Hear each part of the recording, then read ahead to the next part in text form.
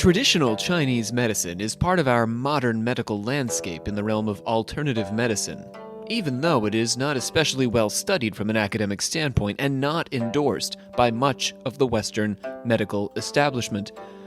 It's not our goal today to go full New Age and vouch for acupuncture or herbal remedies, but given the persistence of these traditional practices into the modern age, it would be ridiculous for us to dismiss them either. Traditional Chinese medicine is over 2,000 years old, and people are still doing it in China, America, Europe, Australia, and across the globe. Traditional Western medical theories about the humors and bloodletting, by contrast, were abandoned centuries ago. So the question for us is, why has traditional Chinese medicine survived? What does it contribute to our modern medical landscape that we, as a culture, not our medical community necessarily, have carved out a place for it? Is it a valid means for healing? And what makes it tick? What kind of things constitute Chinese medicine in like in our pop culture? Like, is incense like a type of Chinese medicine? No. It's mostly acupuncture and herbal remedies. Okay, cool. Like what kind? Like ginseng and whatnot. What did we use for herbal remedies? Yeah, that counts. Okay. We'll include ginseng, but also other things. I don't know, turmeric. I don't other things. I don't know those things. You don't know turmeric? Nope. Ginseng? Ginkgo biloba? Yes. Who was No, King I'm shaking Koba my head no. Biloba? He was the king of the jungle. What? My name is Rob C. Thompson. I am the supreme hierophant of our secret order of alchemical actors. We are joined this day, as always, by our Grand Master, Olivia Litterall. Are you guys, doing okay? We've been doing some Chinese ginkgo biloba. I'm, offended, and I'm not even, practicing Chinese medicine. And as soon as James... On behalf of all Chinese medical practitioners, you're offended. Oh, good. I feel like it's Somebody's more got to do that. bull testicles. No, you're offending them. No, that's a thing. For what? For erectile dysfunction? I don't know, but it was on something. Yeah, that I've definitely I heard that watched. before. All right, I'm open to this. I'm just talking about the theory today. I don't have actual remedies for anyone. They use a lot of animal body parts, don't they? Crushed up. It's the same thing as pregnant ladies eating their placenta, right? That is a thing Yeah. that is not medically proven, but people think it works. Chinese medicine. Wait, women eat their placentas while they're still pregnant? No. No. That's what you made it sound like. I'm just saying. James Kaplangis, our captain of the table, Howdy, folks. and Shannon Lanters, our instaquisitor. That's me. Happy spooky season. That's right, fall has begun. Yeah. This is our time. Boy, we're going to be busy, aren't we? Can confirm. I got this cool little cup from Starbucks that has a bunch of different spooky things on it. So I'm ready. I'm ready for October. What are we talking about as far as spooky things are concerned? There's a snake. Your new favorite reptile.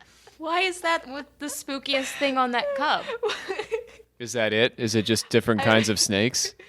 No, just one. Is it wearing a witch's hat? No, but there's also other things with it. It's a little collage of spooky things. The snake is just my favorite of all the... Is it at least poisonous? I don't know. Yes. I like Red touches yellow. That's poisonous. the whole cup is black and white. Well, I don't that's know. not accurate. I don't know. There's also... There are no black and white snakes. skulls and Only spider shades webs of on gray. it. What? There are no black and white snakes? Only shades of gray.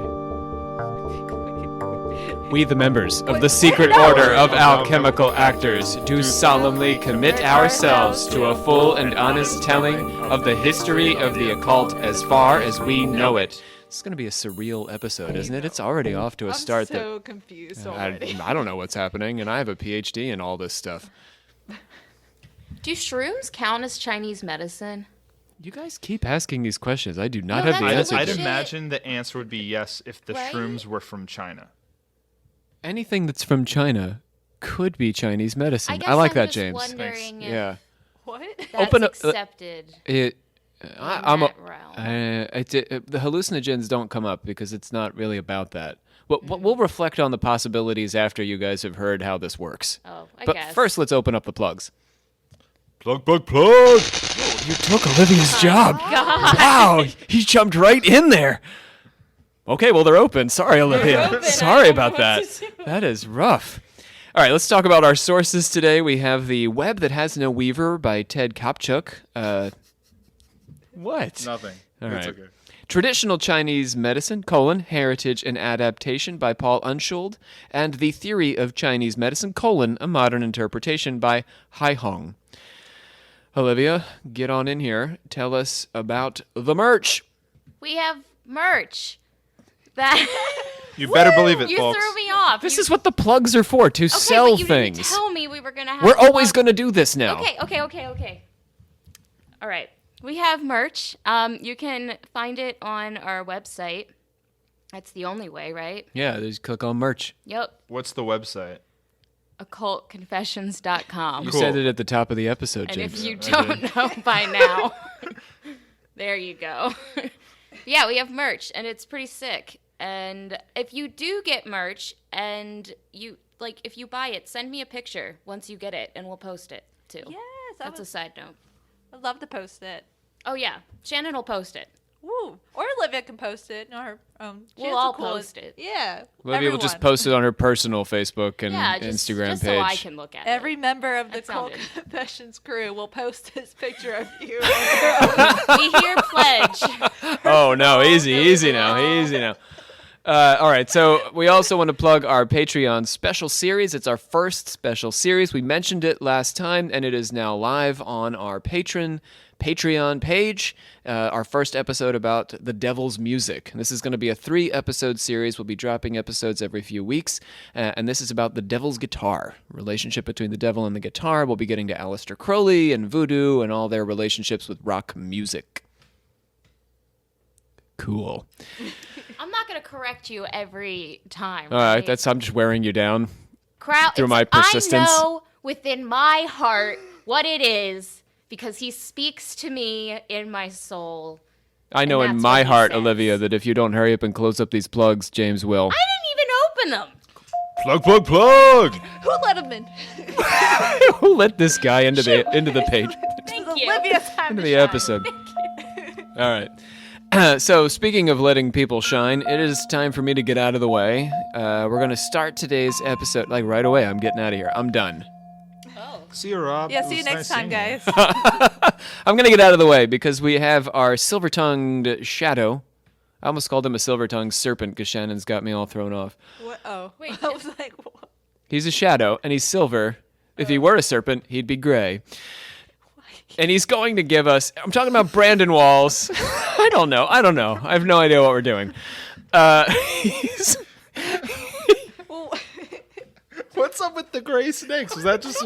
I just started, and I can't let it go now that it's happening. If you keep talking about gray snakes, I'm going to start talking about the grays, and I'm going to start talking about reptilians, and I'm going to start talking about how all the Practically- snakes Oh no! are Oh no! It has to reptilians. end. Brandon, get in here. Brandon Walls, our silver-tongued shadow, who's going to give us a not-so-brief history of traditional Chinese medicine. buckle up. Hello, thank you for having me back here. Good to have you, Brandon. So, but before I start, I read through this beforehand, so thank you for not putting too many complicated words into this. You Not need so brief. Chinese words? Yeah, Chinese words Not- are complicated. What? I'm not so I don't brief. think they are. If Well, they you are speak Chinese. The language. Right. If you're Chinese, they're not complicated at all. I agree, Shannon. A not so brief history of traditional Chinese medicine. Chinese medicine is over 2,000 years old, dating to the end of the Warring States period. Just as China was unified and organized by the imperial emperor, the body was theorized as a microcosm of the state that could be similarly managed. Yeah, so the emperor brought China together. And so Chinese medicine was supposed to follow that model by bringing your body in line the way the emperor brought China in line. and this applied a kind of Confucian vision of order, ritual, and management into the medical context. Before the advent of this new medicine, the ancient Chinese thought for a long time that they had little or no control over their health. Their fates were determined, at least in part, by the actions and influence of their ancestors going back 9 generations. Yeah, we've sort of come full circle on this, because now we just call that DNA. And demons, the spirits of those who had died wrongfully, would terrorize them because of the grudge they bore against humanity. Yeah, and we've come full circle there too, because, no, we haven't. We don't have demons. Hopefully. DNA. Heaven also played a role in controlling the fortunes of the individual. Early Taoists, in lines with Chinese medicinal theories, tended to believe in demons and their impact on human life, as well as their ancestor spirits, and they allowed for the use of medicinal herbs and other remedies. They believed that illness is inevitable and unpredictable, and so medicines needed to be developed to treat it. The new theorists departed from pharmacological solutions, substituting in treatments meant to balance the body's natural rhythms. These included forms of acupuncture and massage. Yeah, so Confucians believed sort of essentially that civilization was required to rein in the body, intervention, whereas the Taoists believed that humans are naturally good and that nature is privileged as the standard that we're shooting toward. So we want to be more natural and return to our natural state. It's civilization that corrupts us. So really within Chinese medicine, we see the pro-civilization Confucians and the pro-nature Taoists warring with each other for control of the philosophy. A class of new medical practitioners with a Confucian flavor to their thinking sought to wrestle these amorphous and uncontrollable forces into a manageable system. These new theorists were separated in time from the old Taoists, who preceded them by several hundred years. The new Confucian-style doctors placed the human spirit in the blood and the qi, the life force, literally the steam rising from the rice. That's the translation. Yeah, some folks pronounce it qi as well, so either way. Major organs contain spirits that are held in place through the power of qi. Emotions impact the internal organization of qi and can spend it out, so this new Chinese medicine taught that they must be controlled in order to control and maintain the internal spirits. If these spirits get loose, it can invite an overabundance of other forces like cold, wind, or dampness into the void, which causes disease.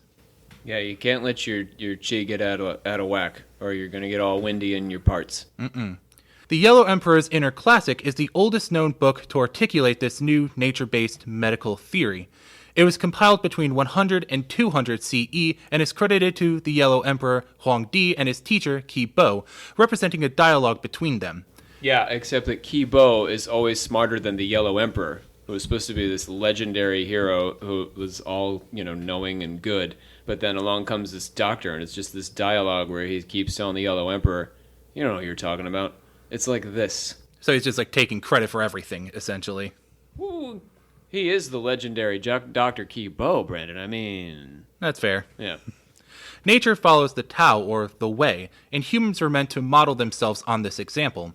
Ancestor spirits and demons were no longer responsible for the ill health or bad luck. These were called by failing to harmonize with the laws of nature. The natural laws revolved around the balance of yin and yang, which became the focus of the doctor's art. The doctor diagnosed and prescribed according to the effort to balance the yin and yang forces in the body. During the Song dynasty, scholars sought to unify the medicinal theory with the natural theory by categorizing the traditional medicines according to the principles of yin and yang. But there was little agreement over these categorizations, which led to a significant regional differences in the practice of traditional Chinese medicine. Yeah, China often, it's a big country, so just like you have your southern food and your northern pizza, same thing in China. You have various different iterations of theater and opera and food and medicine.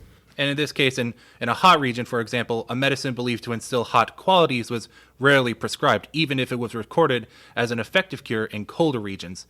Medicinal theory tended to be disease-based as opposed to the natural theory, which looked at the condition of each individual patient before prescribing a treatment. The Communist Party decided to keep Chinese medicine, but, in the words of founder Mao Zedong, to excavate and recover only those elements that are rational and useful. Yeah, so for example, the treatment of pain was useful as far as Chinese medicine was concerned, but during the communists, or as the communists came to take power, they would use Western medicine for things like, surgeries and stuff. The same reasons we use it. They would just incorporate Chinese medicine for pain management and that sort of stuff. However, not all the ancient therapeutic practices hold water in the light of modern Western medicine. But Chinese medicine has also traveled far from its country of origin and now has a substantial presence in the West. Yeah, tell us how we got there, Brandon. Well, in the early 1970s, border disputes with the USSR caused the People's Republic of China to look to the United States, their former enemy, as a potential ally against the Russians. Yeah, so the Russians, historically, for those of you who are not all into your Cold Wars, like we are here at Occult Confessions, the Russians would like just from Stalin on, they were just like looking around for countries to be communist. And if you were communist, they would swoop in and like be your best buddy and give you bunches of stuff. But then, for the long time, they were the patrons of the Chinese, going all the way back to the 1940s. But then, when they started to fight with the Chinese, because inconveniently they shared these borders that they weren't so sure of, the Chinese were like, all right, Russia, screw you guys. We're talking to Richard Nixon. So it's basically more of like a case of the enemy of my enemy is my friend, more or less. Richard Nixon, yes. True. Nixon's always going to be there when you need him. Where is he now? Right behind you. He's just, Nixon! He's just waving around peace symbols like. Diplomatic relations were eased, U.S. citizens were permitted to visit China, and American table tennis players became a part of major thawing between the former rivals when they arrived for a tournament as featured in the movie Forrest Gump. Yeah, ping pong is a major diplomatic tool. We don't give it its due. In 1971, Henry Kissinger, U.S. Secretary of State under Richard Nixon, behind you. Oh, what? Oh my God. Look out, look out. Well, don't worry. He arrived in Beijing to prepare for the president's visit the following year. Kissinger was trailed by a journalist named James Reston. Reston contracted appendicitis while in China and was prescribed acupuncture for his post-operative care, which did help with the pain. When I first read this, I thought they just prescribed acupuncture to help his appendicitis. To cure his appendicitis. Yeah. Yeah, wouldn't that be something? Ugh. No, they did the normal Western medicine thing, and then they pulled in the acupuncture afterwards to deal with the post-op pain. His experience landed on the front page of the New York Times on July 26th of the same year. This began the West's fascination with needle therapy and opened the door for the practice of Chinese medicine throughout America and Europe. And that's a not-so-brief history of traditional Chinese medicine. Very nice.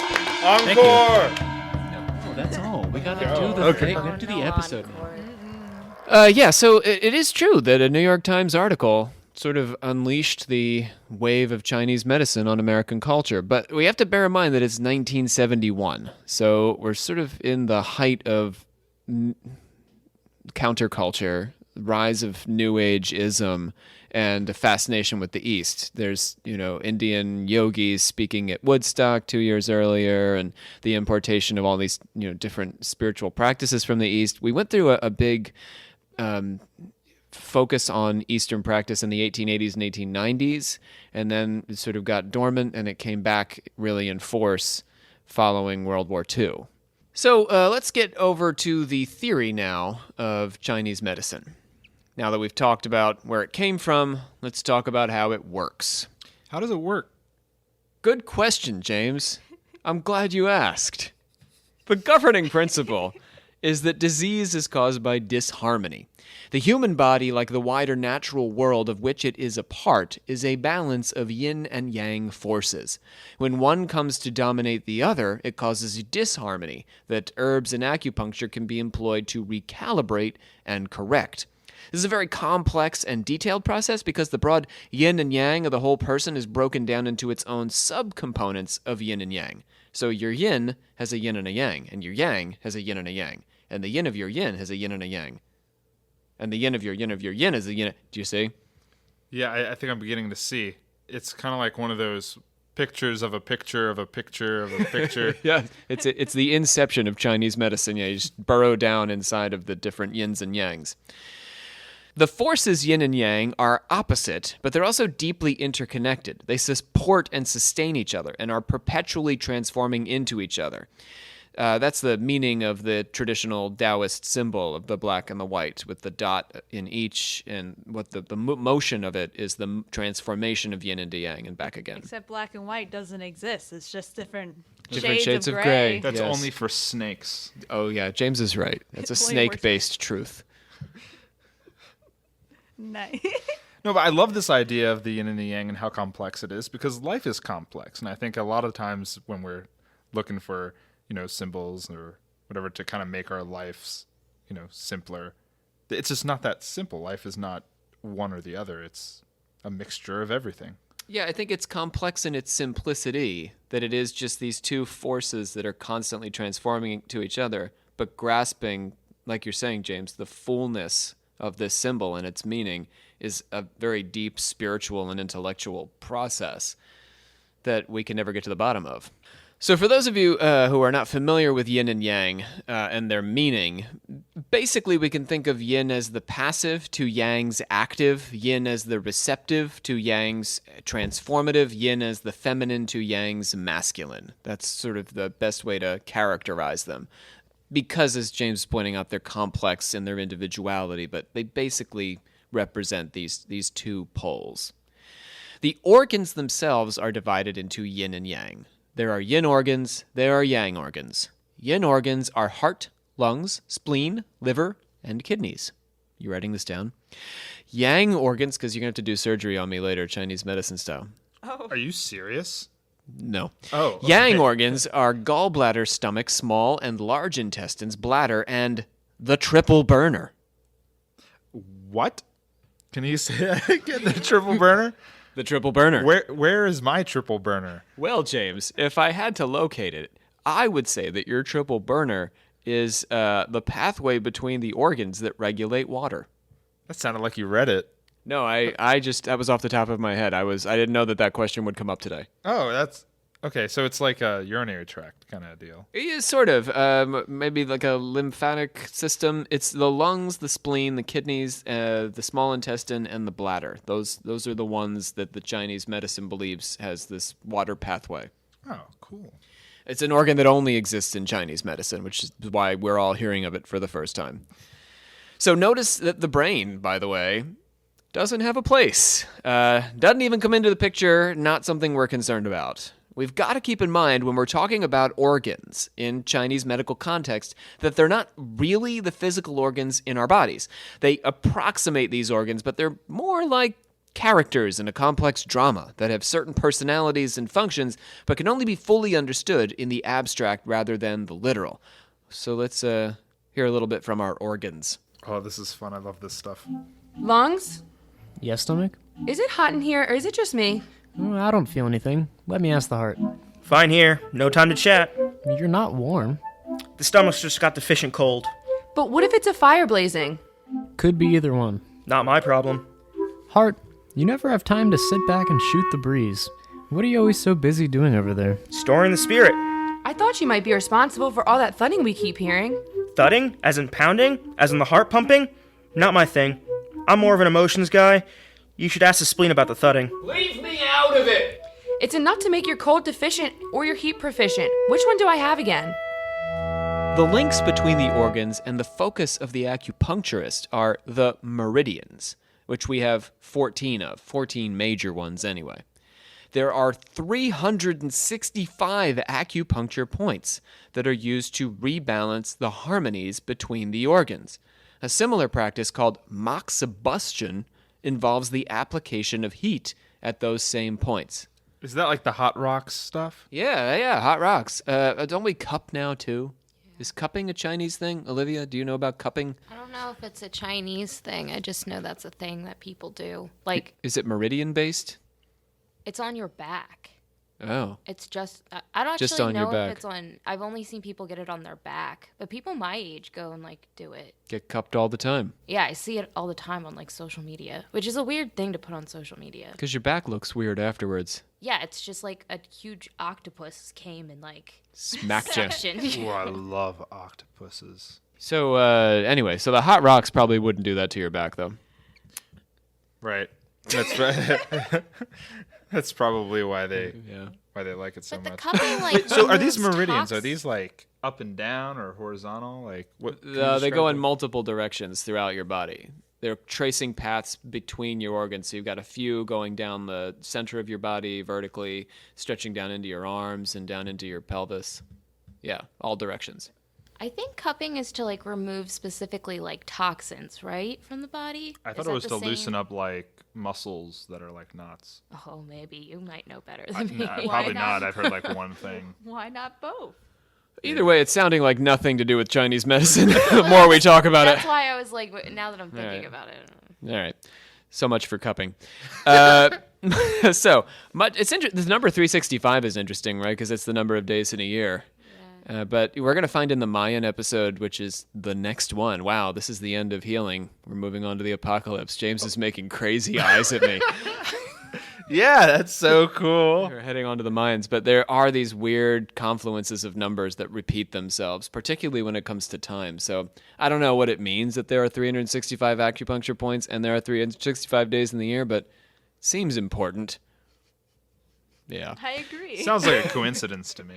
You never know. Much of disease can be traced to the actions of qi, or ki as Brandon called it.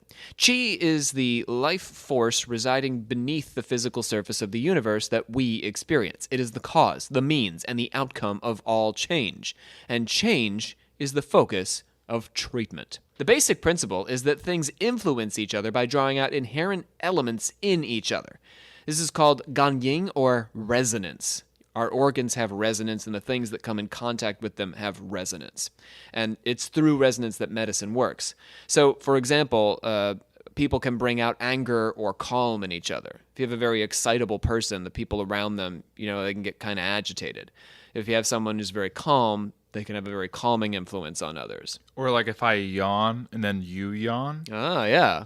Sure, why not? it's like an echo. Right. If you have someone who's very aggressive, there's a couple of ways, right? They could make you aggressive, or they could cause you to become calm in response to try to balance them out. That's the resonance of the organ with whatever substance is influencing it. So medicine is intended to draw the healthy out of the diseased. A particular qi might bring about healing, for example, if a medicine that's used connects on its frequency and draws it forth to balance the element causing disease. You got me? You would have to know if it's like a yin or a yang Right. kind of energy. Yeah, are Okay. we having Or too much organ. yin or too much yang? And then how can we draw out the opposite force to create balance again? Our personal qi came initially from our parents at conception and continues to come from the things we eat and the air we breathe. It is in constant motion in our bodies, and it can easily enter states of flux where it's sort of transforming and changing. And that's what we need to be mindful of, keeping it transforming and changing in a balanced way and not creating imbalance inside of us as it goes through this process. So, qi is common to all of creation, but our spirits separate us as animals from animals. We are also animals. Human animals. Humanimals. Humanimals that like danimals. I don't know what's happening anymore. Again, I've lost it. What's You happening? don't know what Danimal? It's What's a a danimal? yogurt on the go. Yeah, it's like from our generation though. Are they sponsoring us? Because if they're not, we're No, going to you move drink them on. in like 1 second. It's like Yeah, I'm not pretty even sure they're worth it. bankrupt. No, you could still buy them. Yeah. I bought them not that long ago. If they thought about sponsoring us, though, James, probably not anymore. Danimals, if you're listening to us, please send us money. Or Danimals, I suppose. You guys still like them? Yes, Are you that's Yogurt's even really better. good. It's like an energy shot of yogurt though. Yeah. You don't even have to chew it. So our spirits are what separate us from animals who don't have them. Our overall spirit has 5 component parts. We have our consciousness, or yi, our non-physical soul, or hun. Yi. I just like that one. Our will, or zi. All right. Our heart spirit, which connects us with others, with other people, and our temporal animal spirit, or po, which is comprised of our passions. Oh, that's in Legend of Zelda. The Po is the crazy spirit that you put in a jar. That's true. I've put many a po in a jar. I think that might also be because of Edgar Allan Poe, though. What? Yeah, that's my understanding Tiny of where little they. figurines For of real? Edgar Allan Poe. Yeah, I think so. I think that the Japanese took it from Edgar Allan Poe. Am I blowing your mind right now? Yes, I am. I mean, they could have also taken it from Chinese medicine, but yeah.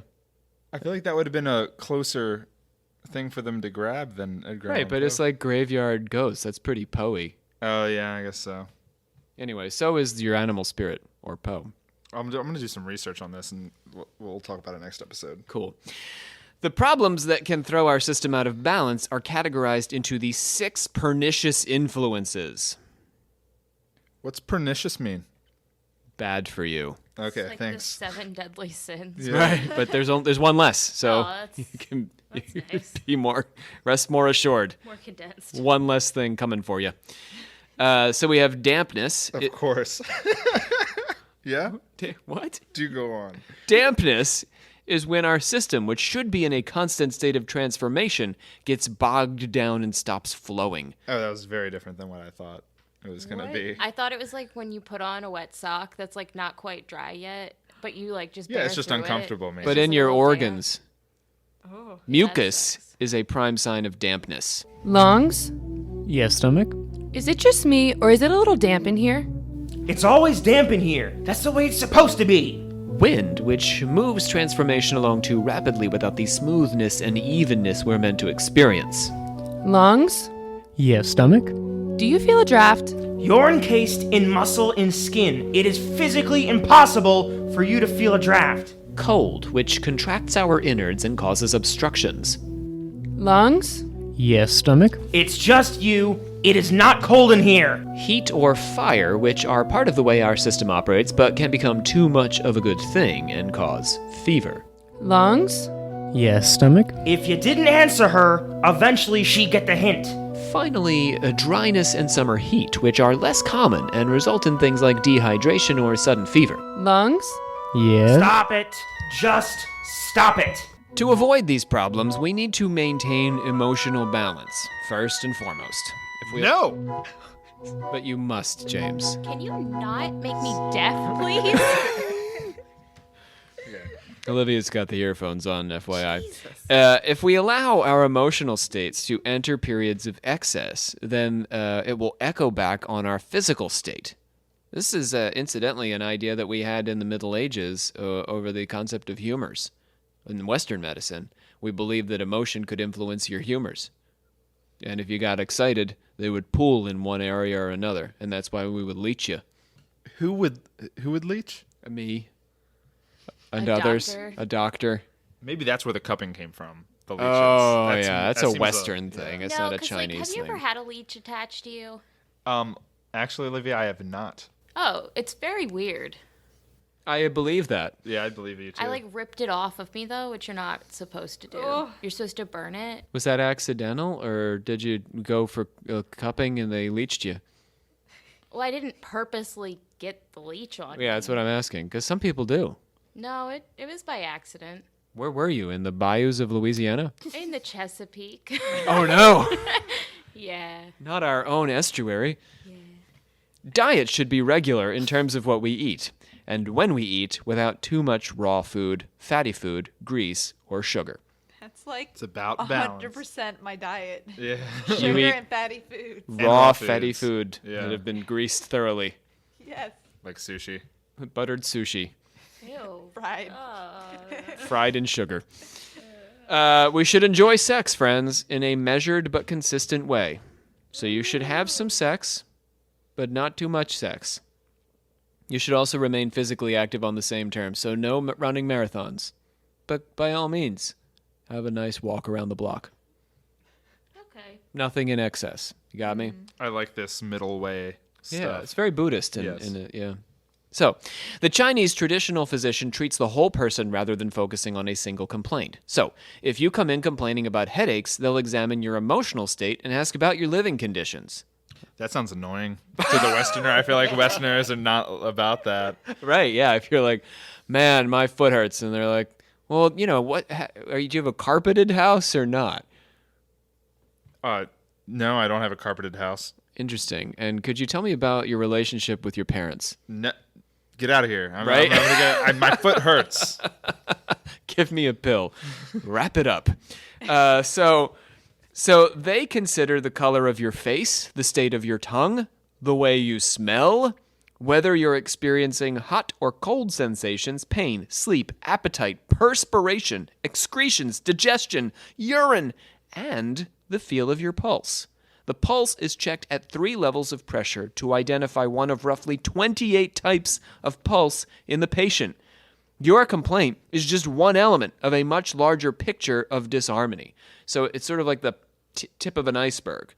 You are the iceberg, and the fact that the tip hurts is a sign that something needs to be done to your whole, not to just your part. When you say the pulse is checked at 3 different levels, like, how do they change the level of pressure? Do they have like one of those arm things? Oh, no, it's just their hand.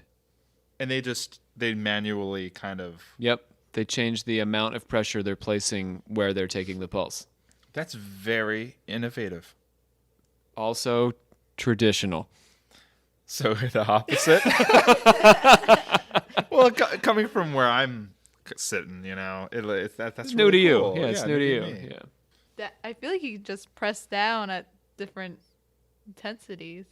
Yeah, it's basically right? what they're Yeah, doing. Yeah. It's okay, Shannon. James is impressed. Let him have this. Yeah, there's 28 types of pulse. That's nuts. It's a whole lot of pulses. You're right. But yeah, There we're is- going to let you enjoy that, James. Oh, yeah. Okay, I was very confused earlier, so I have no room to talk. All right, let's get to the root of this thing, which, in my opinion, is the penetrating divine illumination. That is the root of Chinese traditional medicine. Penetrating divine illumination? Penetrating Divine? illumination.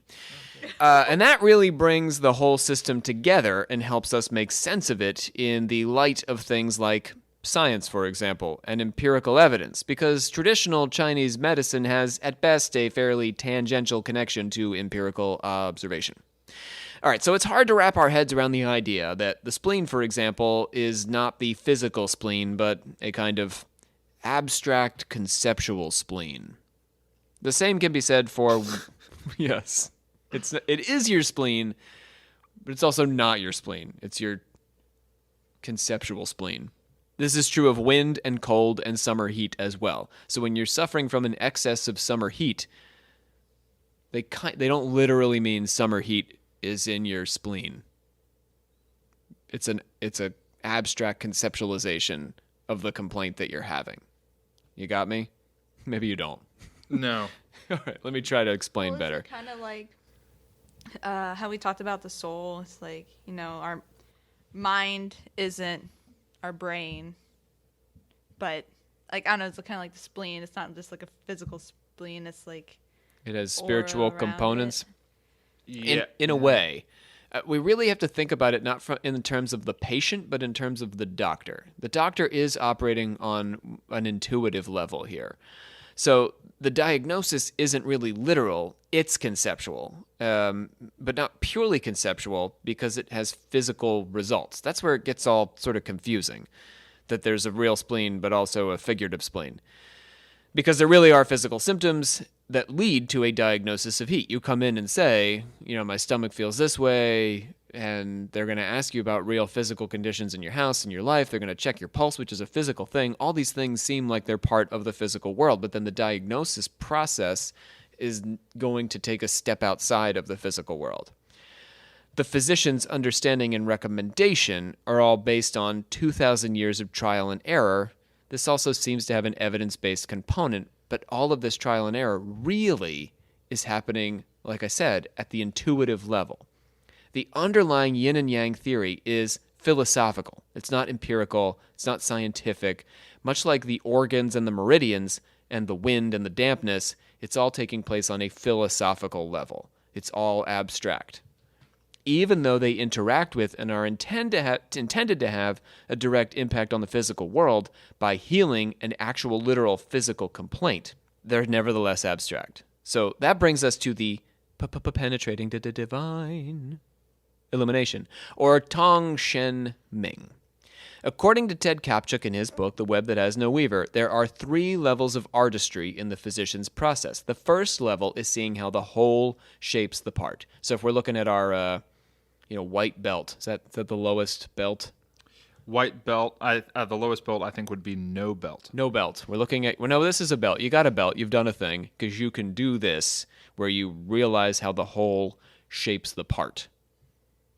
It's like looking at something but keeping its context in mind.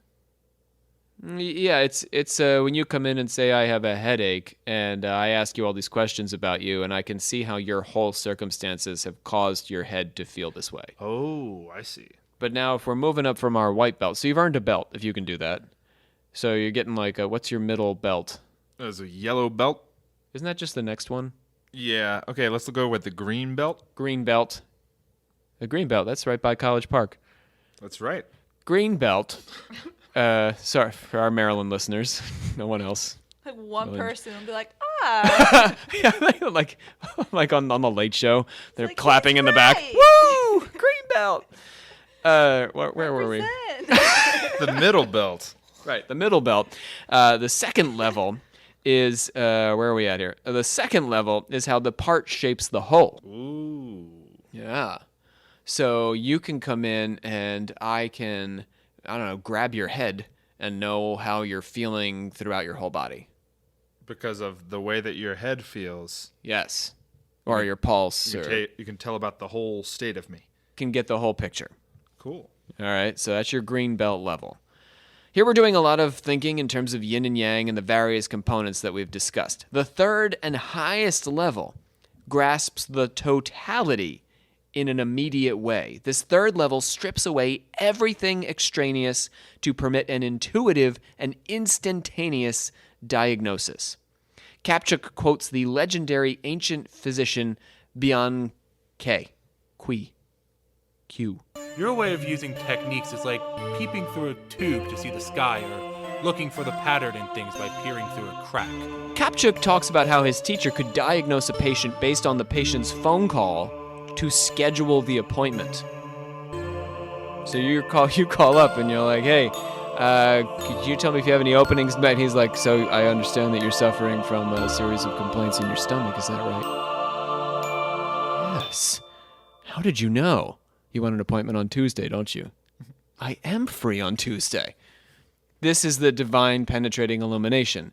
You grasp the totality just from the sound of the person's voice. You know their health condition in its entirety. That's amazing.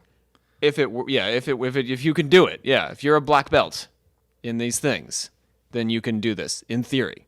And this is intuitive. It's entirely intuitive. There's no empirical, there's no judging, there's no pulse.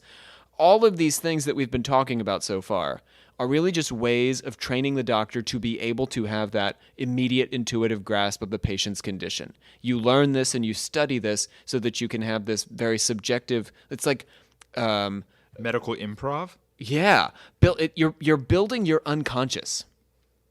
You're as like a muscle. And that's what all of these conceptual organs and things are essentially doing, is building your unconscious's ability to process medical problems in an intuitive way and spit out an answer immediately without you even having to think. That's the opposite of how we train our brains in our Yes. society. So how many things can you memorize consciously? We've talked at length on this podcast about how analysis can get in the way of a genuine encounter with higher truth. By higher truth, we mean a truth that comes from a non-rational source, the depths of the subconscious, the sublime encounter with nature, the divine inspiration of God. The penetrating divine illumination is the most powerful and profound tool of the Chinese traditional physician, and it follows this model. All the conceptual complexities of Chinese medicine only exist to then develop, as we're saying, the healer's intuitive capacity to grasp and treat the patient as a total person without rational analysis getting in the way. So, why is an intuitive system of any value to us in the West? Clearly, we've gotten on board. There are acupuncture places in every town in America, give or take. You can reach one from wherever you're at right now, probably, if you're in America. I don't know how well they do in Australia. I can't speak to that. I've never been to Australia. Yeah, well, maybe we'll find out. If you're an Australian listener, let us know if you have acupuncture places. It's closer to China, so that would make sense. Anyhow. Rationality. The point I want to make here is that rationality has its limits. Let's say a Western doctor encounters a patient with 10 symptoms that in 99 cases out of 100 indicate that the patient has, let's say, for example, confessuitis. It's a disease you get from not listening to occult confessions enough. Yes. So rationally, the doctor should begin treating that patient for confessuitis right away. But in this case, our patient does not actually have confessuitis, but a completely different combination of diseases that have not been fully categorized by Western medicine. Oh, so he's the 1%. He's the 1%, right? You go into, like, okay, we can put this more in the physical world. You go into your doctor and you're like, I don't know, I'm having some burning down south. And your doctor's like, well, looks like you got the old clap there. Because, 99 times out of 100, you got the clap. But guess what? You don't have the clap. You were just swimming in some bad, boggy water with Olivia by the Chesapeake. So there's a leech in there? Ooh, ouch. I wasn't going to go there. Olivia, is there a leech in there? In the Chesapeake Bay, there is. What about Is that a down? nickname for something else?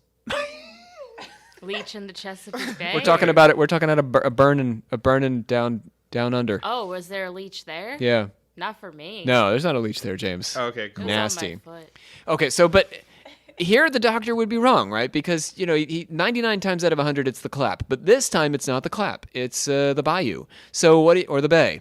So the doctor's going to miss the mark here, and he's going to treat and test and try to figure this out. That's Western medicine's approach. The Chinese medicine approach is to intuitively grasp you as a whole, to not try to diagnose you based on generalizations and case studies, but to treat you as an individual. It's a very different way of thinking. It doesn't seem like that can be mass-produced very, very well. No, because it's based on the artistry of the doctor. It depends on the generation and how many geniuses they have, I guess. Rationality is at its root generalizing based on evidence, but individual cases can fall outside the generalized case study. This is basically an argument we've been making since episode 1.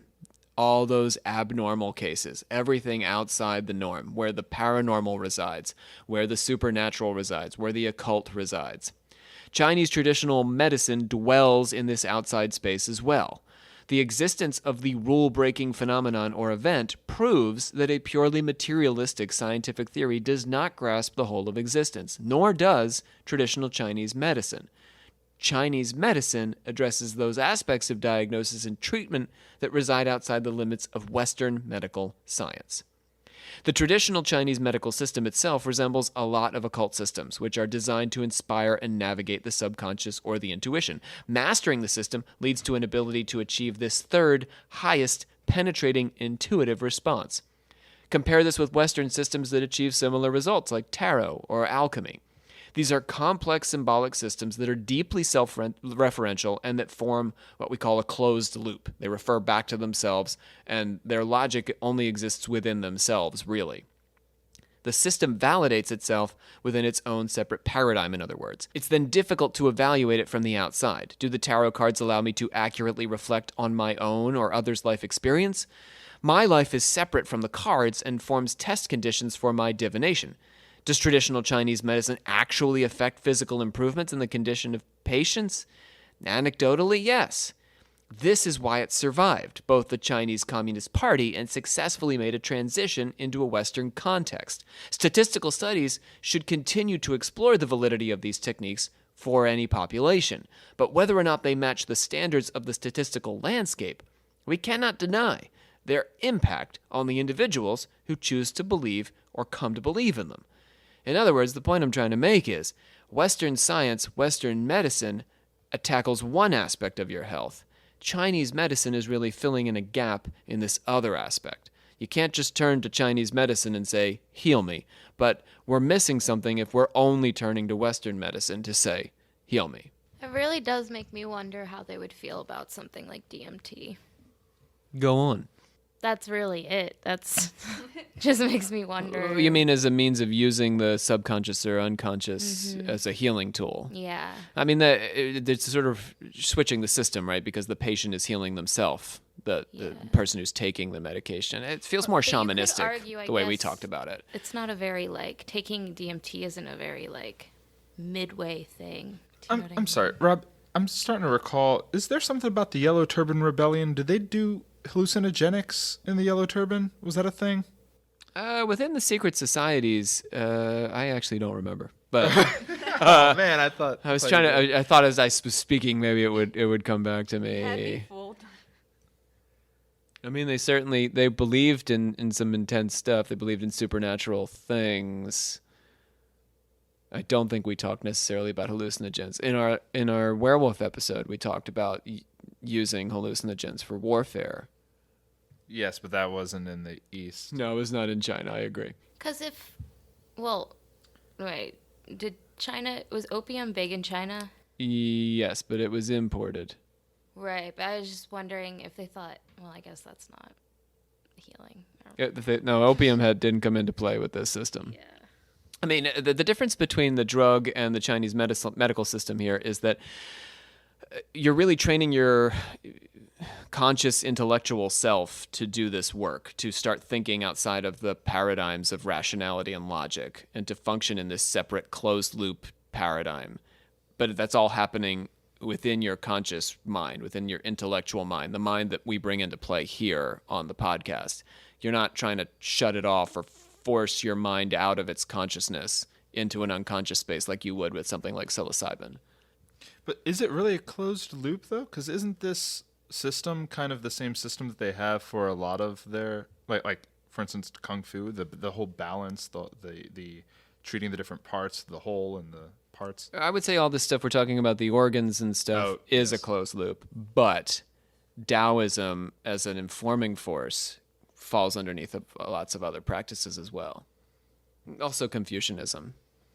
Good talk. Okay. Let's switch over to the Order of Confessors. We want to thank Zenthropologist. How about that one? Zenthropologist has been looking for a podcast that takes occult history seriously. Here we are. Also likes that we did some Chinese topics, and here we are. Then Doing Chinese you'll topics. like this one. There you go. Thank you, Zen. All right, so Shannon, what's been going on the old social medias? Oh, like a bunch of stuff. So we have more pictures that Bree has been posting for us or drawing for us. So she's doing an illustration per episode, is that right?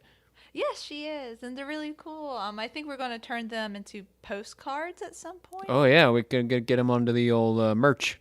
Yeah. You got that, Olivia? Merch. Merch it up. Merch. We also have Twitter, if anyone wants to wander over there. The Twitter, it's basically the same stuff. I don't post as many goofy things on it. That's mostly... It's more of a serious space, Twitter. Strictly serious. Yeah, as far as I can tell, that's the way that's where presidents of the United States do communicate their most important thoughts. So Exactly. we don't want to mess around on Twitter. Yeah. Well, it's just mostly like, it gives like reminders like, oh, hey, we just posted our latest episode, or here's a picture that Bree made this week, and Serious presidential business. yes. Very serious presidential Twitter business. I concur. Mm-hmm. While we're on the Order of Confessors, our confessors can meet us, can they not, if they'd like to? If they happen to be in the Baltimore area, That's right. we have the Call of Cthulhu going on at the Charm City Fringe Festival for the next week.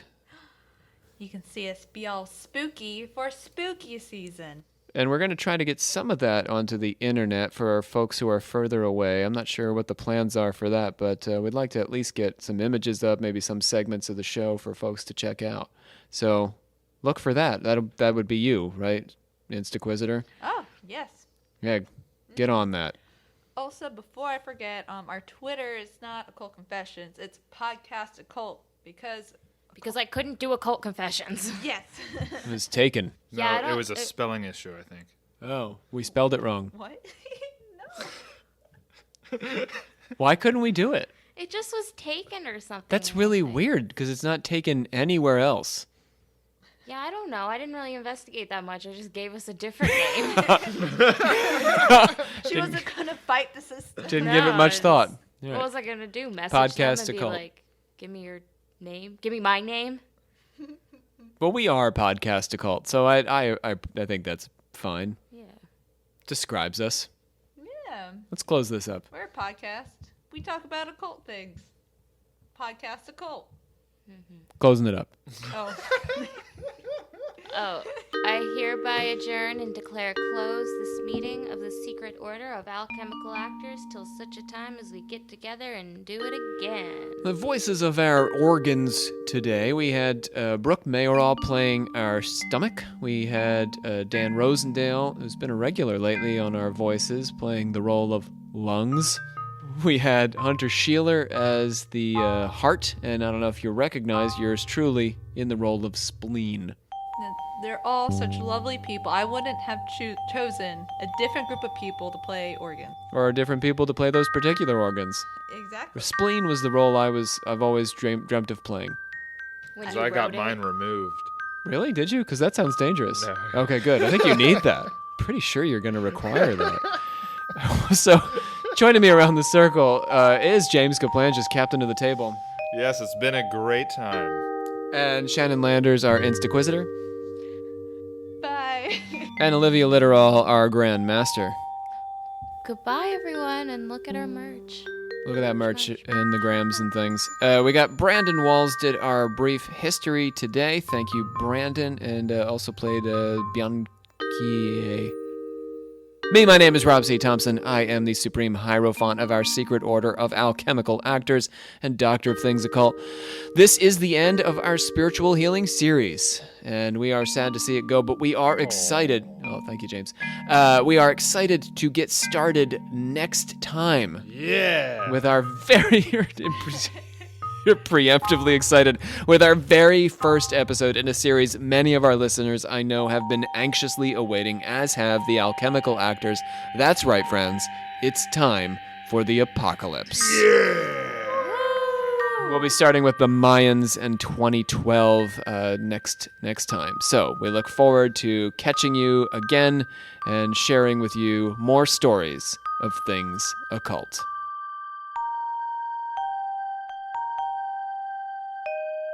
So I'm saying bye now. You can No, say you- more you things. already You said already bye. did. Oh, that's what I thought we were going to do. I thought Are you I was, sure you didn't have a few white claws before you came in? I was just... I see what I you're was going to saying. say... No. What I else had you a want? couple too. I thought we were just going to say, it's not like a comment where I was just going to say something stupid. It's like, bye, because you're like, oh, we had our Inquisitor. I was going to be like, also, the representative of the ginger folk. But it's not like worth saying like on its own. Like, by the way, I'm the representative of the Oh, at the end, everything comes out. That's in just actually pretty 8 funny. seconds. And then, I'm the representative of the ginger folk. You should do that. That's pretty funny, actually. It's like they were waiting for like the next track to start. Good night. I'm your friendly representative of the ginger folk.